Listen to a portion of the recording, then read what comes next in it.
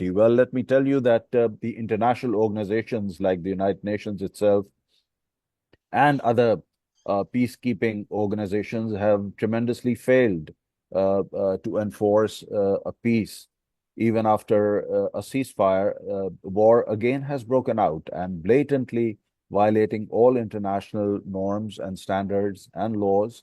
They have started, bombing the helpless women and children and people of Gaza.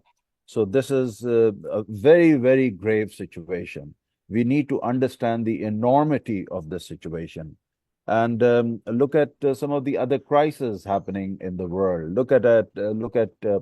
In Sudan, it has already started. I met the ambassador of Sudan, and he was explaining that the situation is very, very vulnerable and very bad.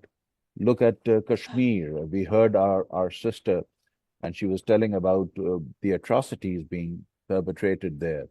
And of course, there's Rohingya Muslims. The largest refugee camp in the world is of the Rohingya refugees in Bangladesh.